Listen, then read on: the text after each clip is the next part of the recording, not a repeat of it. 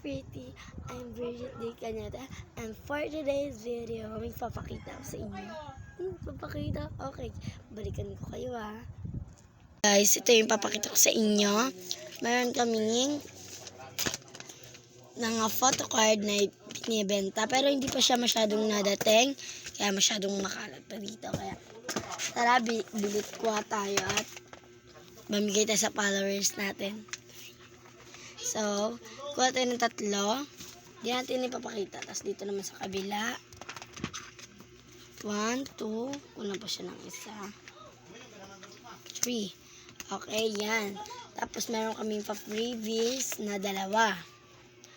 Yan. Ganda rin naman siya. Dito pa yun dito. Tapos, meron kami dito. Yan. Meron kami ganito. May pa-freebies din siya. Tapos, meron din dito stickers. 4. Tsaka, kung sino gustong mag-follow dyan, meron kayong ganitong kasama. Okay? Yan. Balik na natin ito. Tapos, yan.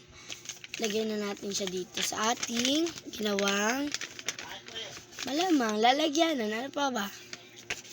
Lagyan na natin ito dyan. At saka ito. Ayan sila guys. Sila Mikay. Yan. Magkakasama silang lahat. Di bala na kung sino makakuha. So, ito naman yung mag-iisa lang sila. Si Bini Gwen yung nakuha. Sa loob na yung iba. Kanya na pag na-order. So, yan. Ayan yung mga pa-freebies. Ang sakit. Ouch. Pati ba naman ako? Yan, okay na. See you na lang. Bye! Guys, nakita nyo naman yata yung mga pinakita ko sa inyo. Mga pa-freebies namin at mga benta namin yon.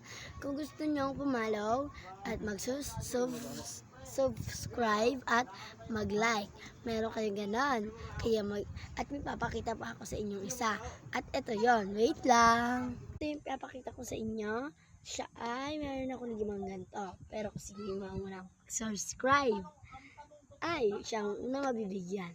Tapos tignan nyo ito guys. Maganda itong lotion na ito. Nakakaputi siya. Guys, magkaiba sila ng color. Maganda yan. Okay? So, for today's video, mga babash dyan.